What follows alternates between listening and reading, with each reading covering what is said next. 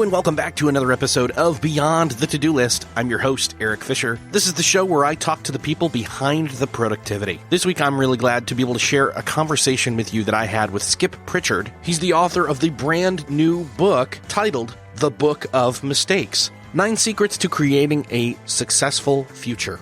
One of the biggest lessons when it comes to productivity, when it comes to making forward progress, is learning from your mistakes. One of the worst things you can do is to continue to do the same thing over and over again when it's not yielding results. And I took a turn to turn this episode to a more personal level because I chose out of the 9 mistakes that are talked about in the book, I picked my top 3, and we actually cover those specifically. So you'll learn not just about avoiding mistakes, but you'll learn specifically what are some of the mistakes that I personally make that hold me back. So I thought that might be a treat for you and a chance for you to get to know me a little bit better as well. So I hope that works for you. I know that I actually really enjoyed doing that. So I know you'll get something out of this conversation, even if it's just learning more about me.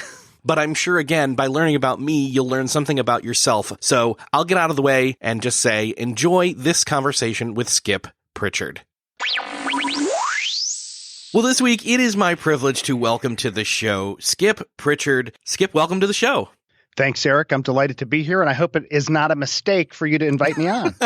I know it's not. I have gone through the book, and I got to say, I'm liking this trend of more, quote, air quote, business books coming out that are fictional, that are narrative in style, I should say, that there's a story there so that the lessons that you pull out of it, even though they're more concrete and able to be easy to grab than, say, a pure fiction book where you have to kind of read between the lines and say, what is the author saying here? You're making it clear, but I love reading a good fictional story. So thank you for that. You're welcome. And I know I receive a lot of books, and I do love a good story. It's a challenge, though. It's really a challenge to write nonfiction where you're learning, but a really good, compelling story. And I read a lot of stories that try to hit the trend, but are not good stories. So it's just hard. And so I was nervous when it was coming out, thinking, well, did I do it? Did I create the story and still impart some wisdom along the way? And I'm delighted with the response. But I have to say, I was very nervous when it was going through the process. Yeah. Now, is this part of your natural wheelhouse to not just have leadership capabilities and thoughts and opinions and guidance there, but to be able to write something that's fiction? Yeah, I've always been a writer and a storyteller. And I think when I'm speaking, I'm always telling stories. So it came very natural. Actually, the whole thing unfolded very quickly on a flight to Australia. I was stuck on a very long flight, obviously. And Qantas Airlines on that flight did not have a great movie selection. And the result is this book. Oh, wow. Well, so their mistake was our benefit. That's right. I would love to kind of reiterate here. The book is called The Book of Mistakes: 9 Secrets to Creating a Successful Future. And people may be wondering, okay, this is a productivity show. What do mistakes have to do with that? And I'm here to say one of the most productive things you can do is learn from your mistakes. All the wasted time and energy, and I'm speaking from personal experience here, of doing the same thing over and over again when it's not yielding any results is just pure unproductive. Absolutely true. I've studied people, and I've interviewed over 1,000 people myself, and all walks of life, a lot of experience. And I find that I learn the most, and I think this is why I was more focused on that. I learn more from people's struggles than their successes, and I think most people do. You know, we tune out when the billionaire is talking about their fortune. We can't relate to it, or someone is talking about some massive success at a scale that's just unfathomable. But we tune in when the very same people are talking about the struggles they've had with their family or with their business or this or that and the other, and the mistakes they've made. And I found that the time that we tune in can offer the most incredible advice, because it's much better to learn the mistakes from others by reading or studying or listening than it is by making them yourself. That is for sure. Well, and doesn't that play in as kind of one of those key elements of storytelling, and one of the reasons why obviously it's great to go through this as a quote work of fiction, but also that it's that struggle. It's the character in the story that's struggling that ties, it ties you into the story because you're identifying with the mistakes they're making as mistakes you could have made too. Yeah, absolutely. And the story makes it more accessible, I think, to people. I know when I wrote, I was thinking of my daughter, for instance, and she would be bored to tears with the normal business book, but she would be engaged and was engaged in reading a story and learning. So it is true. We also always remember things in story form. There's lots of research that shows that your hormones actually you actually increase oxytocin production in the brain. I mean, all of these things happen during a story, which helps you remember things. And so the best speakers and writers and things are just telling stories, podcasts on your show over and over. You hear these stories and we just learn from that better than if we just read the facts alone. Yeah, exactly. So, we could talk all day about how fiction can get us to places that nonfiction can't, but I would love for you to briefly, if you can do it without sounding off the spoiler alert alarms or whatever you want to call it, maybe give a taste of what the story of the book is, what the narrative is, without maybe giving anything away. I'd love for us to kind of tread there, but then also I definitely want to talk about some of the mistakes and potentially the laws. I don't want to give everything away. I want people to read the book, but again, what's the story behind the book? Right. So there's a young man named David, and he's struggling. He's stressed. He is starting this job, but he's kind of upset that life isn't turning out the way he thought. He kind of imagined he would get a job after school and his bank account would be full and everything would be well. He's also a little bit jealous. He's watching some of his classmates do really, really well. And he's kind of wondering, wait a minute, why is this not happening for me? And he's just struggling. He's stressed.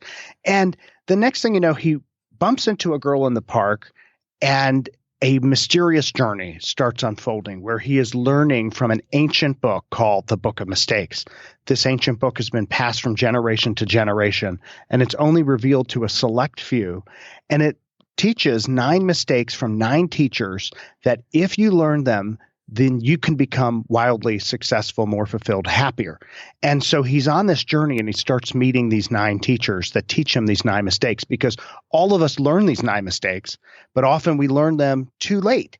And we want to learn them much earlier in life to make a difference so that we can have a more fulfilling life. So that's kind of the overview of the narrative of the story. Great. Yeah. And it feels kind of somewhat mystical and or historical in its delivery as it goes through the narrative, which is really, that's right up my alley as well. It's not quite Lord of the Rings, but it's definitely like, it's got some meat on its bones, in other words. Thank you. Yeah, the idea was, again, pull people in and wonder what's happening and what is this about and what is this ancient manuscript. Yeah, I had somebody who told me, I started reading the book and I was thinking it was a business book, and then it was like Dan Brown. So what's going on? So that's great. I'm like, well, yeah, that's okay then. That's probably one of the best compliments you could get then. Absolutely. I mean, really, it's just, can you create a compelling enough story that you're interested to know what happens and you're learning as you go? And that blend, it's like I said, it's a very hard thing to hit just right. And it, by the way, it doesn't hit for everyone. Nothing ever will. Some people will identify with it. Some people don't. But the key is, can you have a dialogue after reading the book with others? And that's the way it was designed. In fact, there's a quiz I offer on the bookofmistakes.com where you can take it, and it gives you your character specifically. So you can talk about that with somebody else and compare your number one area compared to theirs. Perfect. Well, I'll make sure to link that up in the show notes for this episode for everybody to go check that out as well. One of the things that I wanted to do was maybe personalize this a little bit more, if I can, be so selfish as to do so. I went through and I thought, you know what? Out of these 9 mistakes, though I've made them all, which 3 were the ones that really stuck out to me as the ones that I have had the most issue with, I guess. I'll put it that way. And, number 1 is essentially working on somebody else's dream. that can play out in a lot of different ways. What are some of the ways that you've seen that, people get stuck on that? How do people most commonly make that mistake of working on someone else's dream? I think it happens most often through neglect and drift. It's not something that deliberately happens. Nobody says, I'm going to work on someone else's dream. Right. It just happens. And so often in life, a midlife crisis is not really about being in midlife. It's about a crisis of purpose. It's about a crisis of realizing I'm not where I should be. My heart is not aligned with the circumstances of my life. And when that happens, all of a sudden you have these different crises. Could be when you retire, could be midlife, could be very young. Have a quarter life crisis, I think, is better than midlife because it's much better to find that stuff out early. But it just happens through drift. And you don't want to be way down life's path and then find out, wait, I've been working on someone else's plan. And so how can I figure out what my plan is, what my purpose is, and where I'm in my sweet spot? So in terms of you're focused so much on productivity and being more successful, you're always more successful when you're in your sweet spot, in your zone. I mean, that's kind of obvious, but we don't tend to do that. Oftentimes, people who are successful, people who are achievers, have a big battery and can use this energy, but use it in service of someone else's plan. And we don't realize, wait, I could be much more happier, fulfilled, be doing less quote unquote work and more kind of just in the flow of things if I was working on my dream versus someone else's dream.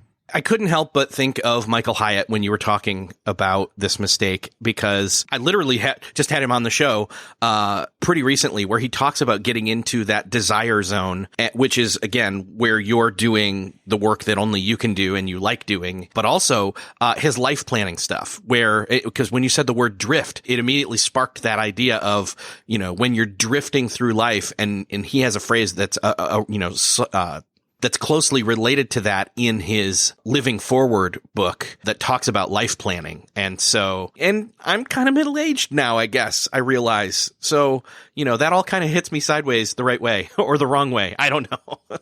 Well, I love Michael. He's a dear friend. And every time I meet with him, I'm inspired. And at the same time I'm inspired, I walk away with a to-do list. But it's the most productive to-do list in the journal that he created as well. So yes. It is really important not to allow yourself to drift and to think about what is that plan, and there's various ways that we can go about forming that plan and finding what our purpose is, and they work for different people. So not one system works for everybody. And so you want to kind of experience this kind of flow and see what do people use and how do I engage with me, because my personality, my makeup may be different than yours, and yet we can both look for our purpose and then find it, and things flow completely differently.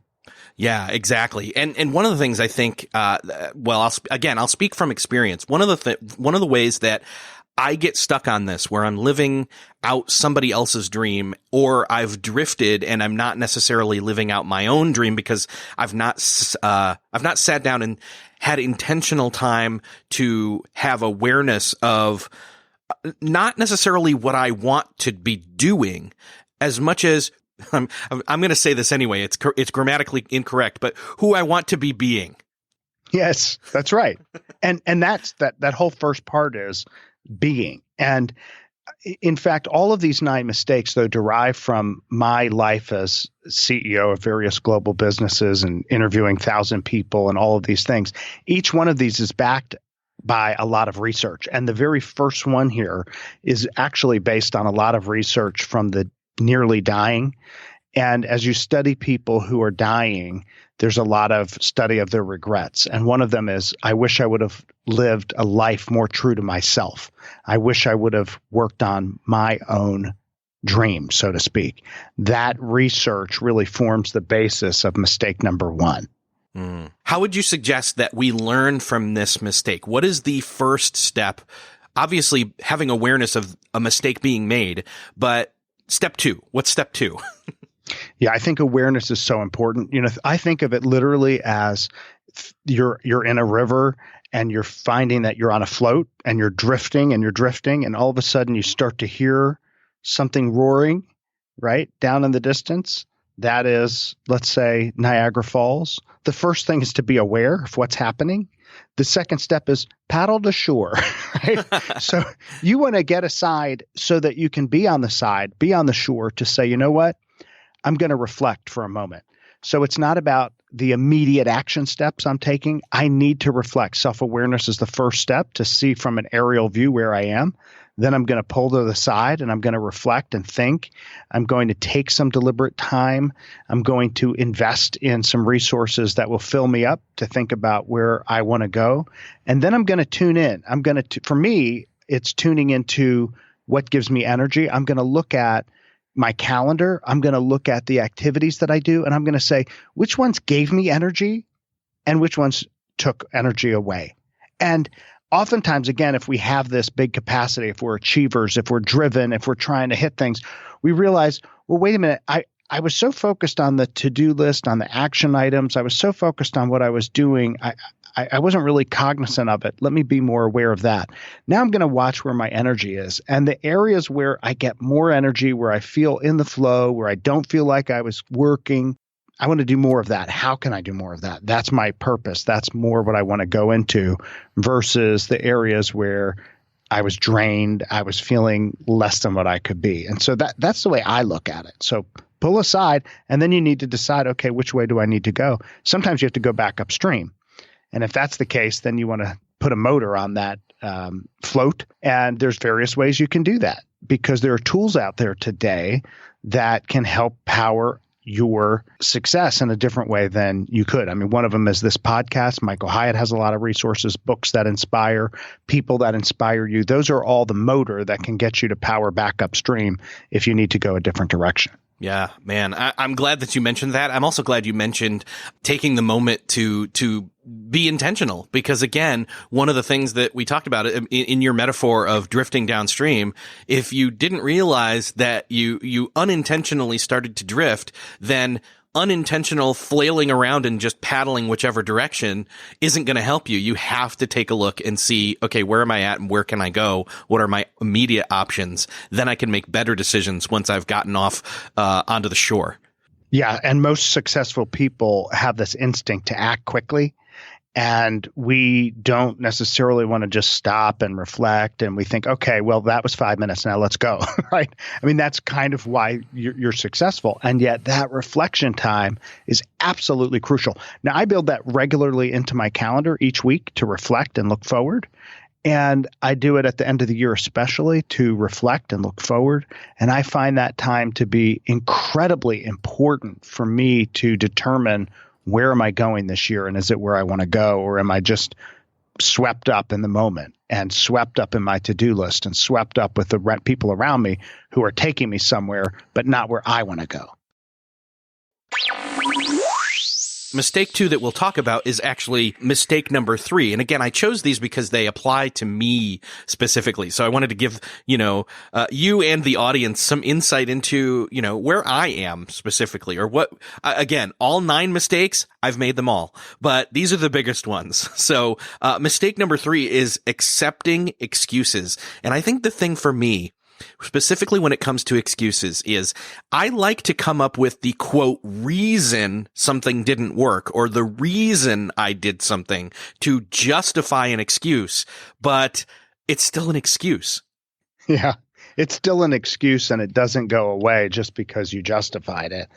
And we can get really good at our own excuses. One of the quotes that people say all the time from the book is the fact that this idea of the inner microphone. I say the most important microphone in the world is the one in your mind. And excuses, you can look at all these external excuses, but the most important microphone is in your mind. Guard your inner voice like you would your most precious treasure. Because if you allow your microphone to feed in to these excuses, it will cause you all kinds of problems. Don't believe these excuses that you're telling yourself. It's always easy to justify, to say, well, this didn't happen or I could have done this. But the most successful people that I've interviewed are people that overcome those excuses and overcome that inner dialogue to say, no, I'm going to get back on track. For instance, I'm thinking of Chrissy Wellington. Chrissy Wellington is arguably the greatest female endurance athlete of all time. She has won more triathlons than anybody. And she beats the record so handily that she'll cross the finish line and it's like 30, 45 minutes before anyone else is even seen close to coming by. And that's pretty remarkable. But she got into triathlons because she's in this accident and it stopped her from purely running. And so most of us would say, well, I can't really run. I need to heal. I need to do this. She looked at that as an excuse.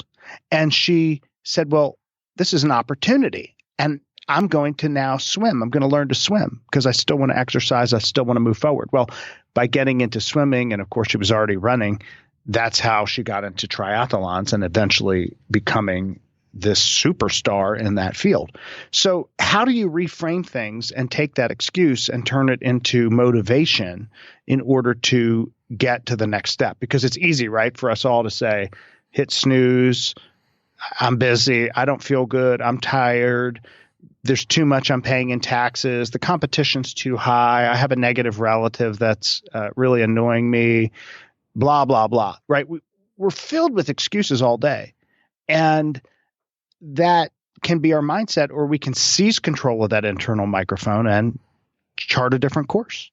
Yeah, I can't help but think of excuses as being similar to worry in that they are unproductive and they are self-fulfilling prophecies. If we spend time on them, then they grow, and it's like kicking up dust and it just keeps growing and growing and growing. Yeah, that's so true. I have thought about it, and I was thinking about this opportunity that somebody brought me in terms of making mistakes and reframing them. And it came from this man that worked for me in the past at a company I won't name. And he walks into the executive conference room on a Monday morning. And it was a Monday where we had just lost a major client, and it was clearly his fault. There was no way around it. We had a letter in from the client saying, this person did this, this, and this was the reason why we are leaving your firm. Well, what could have been a real tense moment when he came in to present, which was on a completely different subject, he actually walked in, said, I want to talk about what happened. He acknowledged what he did. He acknowledged it was his mistake. He said, I've purchased on my own dime a ticket to fly out there and talk to this client. I don't think we're going to try to win them back today. I don't think that's realistic, but I'm going to apologize in person. I'm going to learn from this. I'm going to repair the relationship. I'm going to fix this. And I'm also going to make up the money we lost as a firm. We were at first completely speechless, right? Because it's the opposite of what everybody does, which is, well, let me make excuses. I have to blame finance and the pricing was wrong. I have to look at this and the competition. This person was nasty. I mean, whatever the excuse is, he took full ownership, full accountability, and the room erupted into applause. He ended up getting a promotion over time because we were so impressed with that kind of personal accountability. That is the opposite of accepting excuses. And it's contrary to what people think. They think, I can't take any of this. I can't say that I made these mistakes. I can't own this. I need to distance myself and blame everyone else. But when you do the opposite behavior, in fact, your personal power increases dramatically. I want to come back to that example that you just gave about that person with the next mistake. But before we go there, I want to point something out that with this mistake number 3 of accepting excuses, it's really being it's being truthful. It's being aware of in the same way that you pause and realize you've made the mistake. Well, in this instance, it's the owning of the outcome, whatever that may have been, and then deciding to live with the truth instead of spending the energy lying about what happened and why it wasn't your fault. You own it and move forward. And then I love that in the book you talk about spinning and or shifting all the creative energy that you were going to spend lying and making the excuse and telling this untruth, that you spin that into instead owning it and achieving new goals. that shift in energy is key. I mean, we all feel this initial reaction of putting up our, DEFCON 3 and defense mechanism. And, internally, it's very natural to not immediately accept this full accountability. I do it. We all do it. And yet the faster you can shift from, let me explain why it didn't work and why this is that, and it's not my fault, and why I can't exercise or whatever the thing is, the faster you can shift from that to, let me use this energy and the same creativity to achieving the goal. How great is that? Nobody really cares. I mean, that's the real sad thing about it. We think people are all around saying, oh, I listened to your excuse and now I'm with you. I believe you. Nobody cares about that, right? What do we care about? Outcomes. So shift from the excuse to the outcome and change that focus. It's just such a better experience, and it's such a better use of your energy, because you will spend countless cycles wasting all this time creating excuses, creating these stories that in the end nobody really cares about anyway. So now, mistake number 6 ties into mistake number 3 in my mind, and especially in the example you gave, because mistake number 6 is allowing temporary setbacks to become permanent failures. So it's almost like saying, hey, that excuse that you just made up, now it's the truth. And you live with that as the truth moving forward, which is living with a lie. It is living with a lie. And mistake number 6, allowing these temporary setbacks. I said in the book that if you quickly get back into the game, it remolds your experience before it has time to harden negatively. Mm-hmm.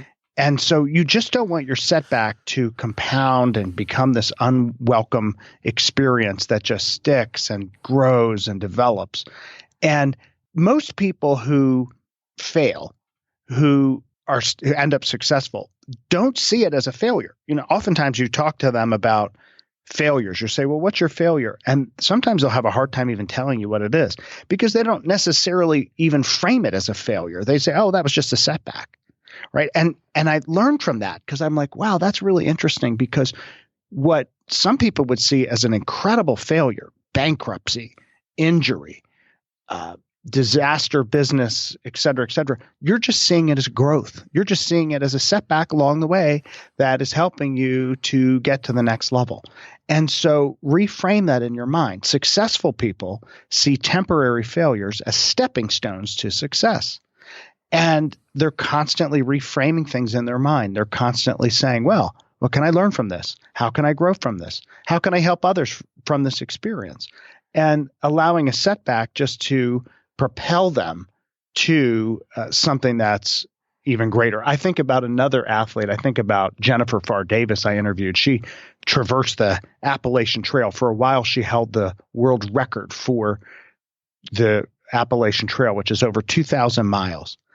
And all along the way, she had these incredible things happen. I mean, it was like insects bite her and animals attack her and her eyes get frozen shut, struck by lightning.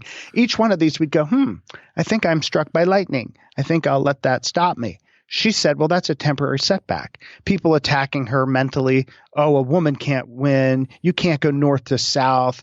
You can't hike and win. You have to run. Each one of those, she was like, oh, I'm going to reject that excuse. I'm going to think of this as a temporary setback. And what did she do? She won the world's record for traversing the Appalachian Trail. And each one of these things is just a setback. And whether I talk to an entrepreneur or an athlete or a newscaster, even a rock star, whatever it is on their learning journey, they see it as just that. Oh, so part of my learning journey. Just another setback, which implies there's going to be many of them. Where I could, more. I could, again, like the example you gave earlier, where the person owned it and immediately turned right around and said, I'm going to make this right. And it may not be right now, but I'm going to move in that direction. And he let that just be a momentary setback. It was extraordinary, Eric, to see. I mean, because I think we were all prepared for, well, what are we going to hear? What's the story going to be? How are you going to answer this? And we didn't even have an opportunity to ask a question. He had full and complete ownership. And you're right. It was just a setback. It was, I messed up.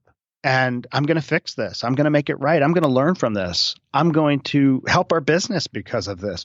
We're all going to look at this as a win. I mean, it's an extraordinary experience. And what that does is it shifts the psychology of the room from individual versus group on one side and the other to we have now shifted all on your side. We're behind you. We're with you. We're cheering for you. We want you to win. We want to watch you grow. We're inspired by the accountability that you just took.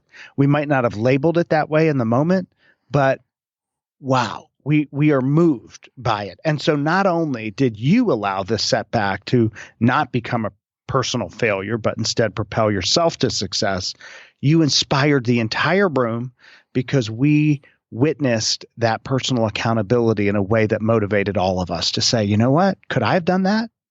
One of the things that you just reminded me of is it's not just about you learning from your mistakes. It's about others learning from your mistakes as well, which is always one of the better ways to learn. I mean, the lesson may not be driven home as much, but in the same time, do we need to learn every single lesson from every single mistake that we make? No, we can avoid some. It's nice to be able to avoid some sometimes, you know? It is. It's the opportunity to both learn from our mistakes, other people's mistakes, and to be inspired by watching others. I think the entire world was recently inspired when we saw Tiger Woods win the Masters. No greater example can I think of this month than allowing temporary setbacks to become personal failures. He did not make that mistake. I mean, he was at it, right? Physically, mentally, working day in and day out. He could have let all of these things, personal things, injuries, whatever it is, become a failure, but he would not let it harden negatively. He was back in the game, remolding that experience, letting it become just part of his learning journey, and then just using it as a stepping stone to become successful. And ultimately, everyone who was laughing, rolling their eyes, thinking he was washed out, then they immediately move to his corner and cheer him because he's now back in the success range. Well, it's a great example for everyone to just not allow anything or anybody or any circumstance to become a failure. It's simply a temporary setback. Yeah, I love that. I'm not really a golf person, but I saw all this happen. And one of the really key pieces for me was seeing this video where they were showing Tiger watching news coverage from during kind of his pre this win, he where he wasn't at his peak, and what people were saying about him and how that talk was going to influence him and all of that. But like, he's already sitting there having won again, and he's looking at the clips and he's smiling, like he realizes that's not me. Like, what they're saying isn't true, and this is great. So he had learned from his mistakes. So there's my 3 mistakes. There are 9 in the book, let alone 3 laws. Not to mention the narrative story. Everybody really just needs to go check out the book because, again, we just scratched the surface here. There's so much more. I would love for you to share. Is there any, I know you mentioned the, Yeah, it's a simple quiz and it tells you the character you are in the book. And would you suggest somebody do that before reading the book so they have like maybe a person to follow along with, or I've had people do it both ways. Yeah, okay. It doesn't really matter. I think I personally like it after because you can kind of go through the experience and see where you are. But yeah, some people have taken it first and like it that way as well. That's true. It's like if somebody said, "Hey, you're Han Solo," before you'd ever watched. Right. And then you're watching it like, I'm not Han Solo. What are you talking about? Because they don't know the whole story yet. So yeah, I could see. But for some people, it probably is helpful. So I'll link that site up in the show notes for this episode. Anywhere else that you would like me to direct people to, or where your preferred method of, where they go grab the book? Yeah, skipprichard.com, no T in Prichard, is my main website. And so all of my social media links and all of those things are there. There's a book website called thebookofmistakes.com as well.